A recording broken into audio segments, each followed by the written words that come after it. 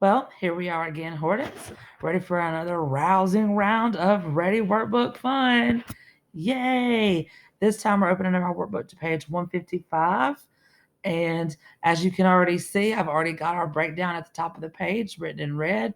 Please make sure that you go ahead and start writing down all of that at the top of your page 155. And as always, pause me if you need to catch up to get things out. So I'm going to start talking while you're writing things down. We just finished watching a review of drama, and then we also watched and went over some things about tension. Remember, and it's that thing that makes you, sit on the edge of your seat, which is an idiom. You're not actually on the edge of your seat, guys. Um, it's just that thing that is building up in a drama, a play, a movie, building suspense and making you want to turn, if you're reading a book, to turn the page. And the best tension is built back to back to back, leading to a major conflict. That being said, we're going to look at a scene from the Diary of Anne Frank by Goodrich and Hackett again. And this time, well, we're continuing our scene from part two that we already did, and we're going to get into some dialogue and a couple more stage directions.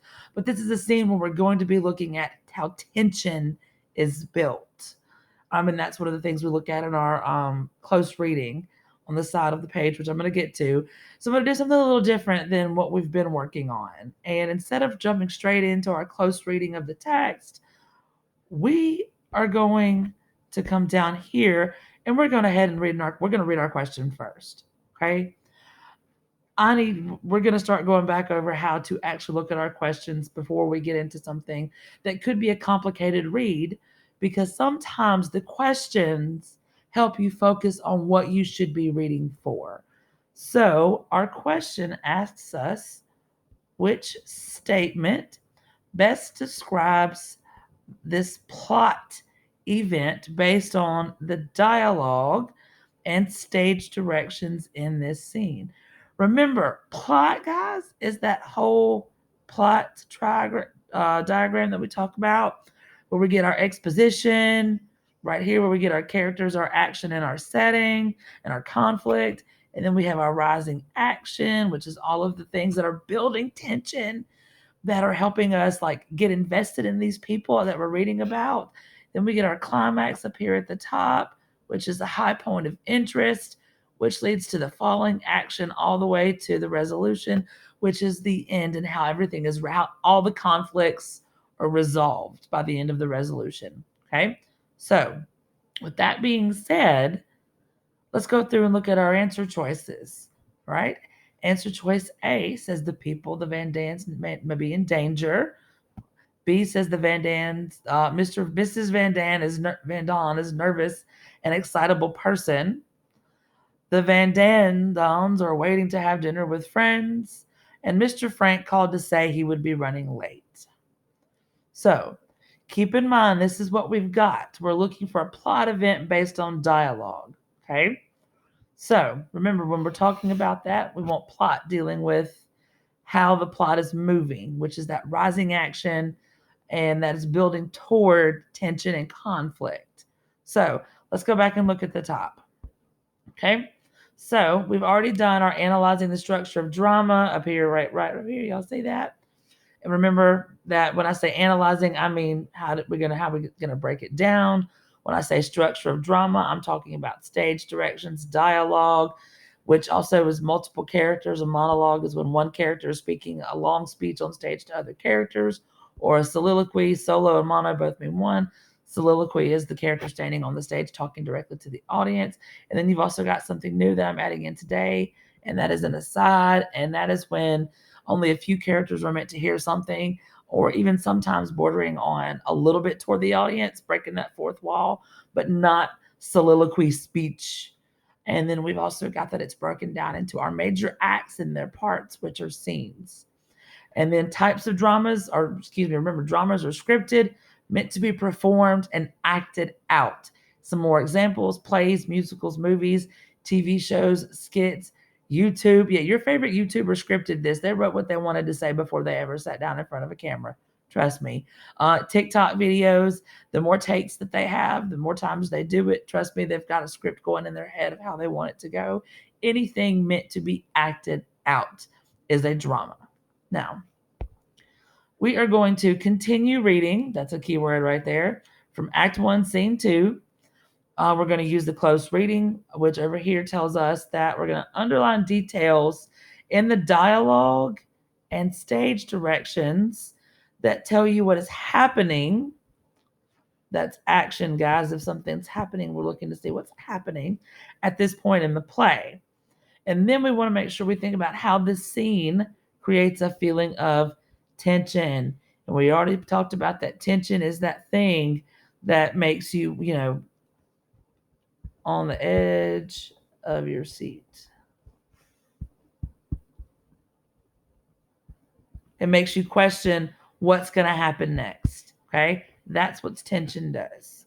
So keep in mind that our setting, we are, from our previous stage directions, tells us that we are July 1942. We're in the attic, and we just met the Von Dons, and that they've got a lot of money, that they're used to probably some creature comforts, and that they all seem kind of nervous and a little bit afraid based on what we were talking about yesterday with Mr. Von Don walking up and down, pacing. We have Mrs. Von Don, who was clutching her purse, like afraid someone's going to take it from her. And you have Peter, who's just kind of staring kind of forlornly out the window. So then the first thing we got to do is we got to go through, we're going to circle our characters. I always like doing this because it reminds me that somebody's about to speak. And right here, you see these 3 dots right there. That means that before Mrs. Van Zandt can get anything out of her mouth at the end, Mr. Von Don is going to interrupt her, and then she's going to interrupt him right there. And just so you know that's letting you know that something's going to happen. Okay. So stage directions, it's telling us right here that we already can see an action. It just told us to underline actions. Well, I can see one right here. It says rising, nervous, and excited. He's getting up, or she's getting up. She was sitting on the couch. Now she's about to get up. Okay. So something's happened to them. I know it. Mr. Frank said they'd be here at 7:00. He said, they have 2 miles to walk. You can't expect. They've been picked up. That's what's happened. They've been taken. Dun, dun, dun, dun, dun, dun, dun. You see? End scene. Okay. So we're going to go back and look at our question, which was asking us about plot events. And we already wanted to focus on tension and action. Okay. Now, when we're focusing on tension and action, based on what I've read down here, or let me go back up here and look again. We've got that Mrs. Randan says, what's happened? They've been taken. Well, she's worried they've been taken by the Nazis. She has hit full panic mode. I ran out of room. Okay. Panic mode. She is freaking out. And then you've got Mr. Rondon, who's right here. He's trying to keep her calm. Right there. He's trying to be the rational one and trying to stay calm. So that's just trying to keep y'all an idea of what's going on. So which statement best describes this plot event based on the dialogue and stage directions in this scene? I'll go ahead and give you a second to see if you can find your answer. Okay. Our hint over here says to note the characters' words and actions. What tells you that this is not an everyday situation? We just went up there and talked about how the fact that I doubt that they acted like this a whole lot when they were sitting at their house and not trapped in an attic that they're afraid to leave and things are going to get taken from them, and that even their friends were taken and picked up by somebody who's going to hurt them. So that being said, let's go. We've got A says people the Von Dons know may be in danger. That is legit. They seem, because she's panicking and that's causing her to rise and to get up. She panicked. I see that. Panic. She let's see, rose from the couch. I've got B says Mrs. Van Daan is nervous and excitable person. Well, that might be true, but that's about her as a character. That's character problems. That's not, that's a character trait, not part of our plot. That's part of my exposition, not necessarily plot. C tells me the Van Dons are waiting to have dinner with friend. That word dinner right there. My stage directions never said anything about food. There was nothing up here to go over with talking that they were waiting for dinner or like they were waiting for delivery. That was never part of the beginning or even in the other scene from the stage directions. And then so I'm going to say that's character traits. This wasn't even in our scene for C. And D says Mr. Frank called to say he would be running late. Well, yeah, he didn't do that. That wasn't even part of our scene. So that leaves me with my only possible answer was it is A, that is part of our big conflict right there, is that's building that tension in this scene with the dialogue and the stage directions, with the rising and the getting up. And she's because that exclamation point, guys, is telling me she's being kind of loud and forceful, panicky, passionate about it. That she is freaking out that they're not here.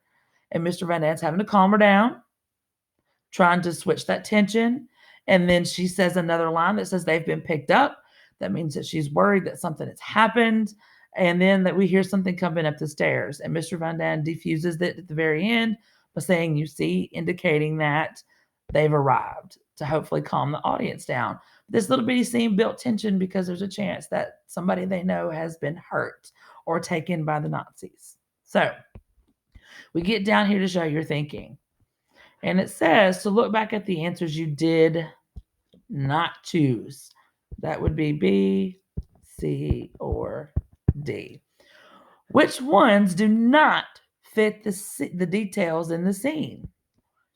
Which one tells about a character instead of a plot event? Well, I hate to say it, we already did that up here. You've got that. I'm going to give you a second to figure out which one's which. Hold on. And time is up. Okay. So, based on what we already wrote out here on the side, we know that answer choice B is about character traits. I'm going to say character motivation. So what's motivating her is that she might be nervous and excitable. She was clutching her bag earlier. She jumped up off the couch. She's already panicked. Okay, great. And then I've also got C, which C and D, that these do not fit with the scene details.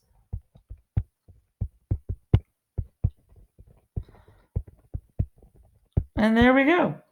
So hopefully you can see how starting sometimes with your question to see what your focus is going to be on, because not everything you read is going to have one of these handy dandy close reading things. Not everything we read is going to have a hint out beside it. So we want to make sure we start looking at our questions to see what their expectations are of our close reading. And if we have time, we'll discuss with the partner details we noticed about the characters of the Van Dons based on their dialogue in this scene. So until tomorrow, when we get to jump into Act 1, Scene 2, bye, guys. If y'all have, once again, if y'all have any questions, always feel free to ask. Otherwise, bye.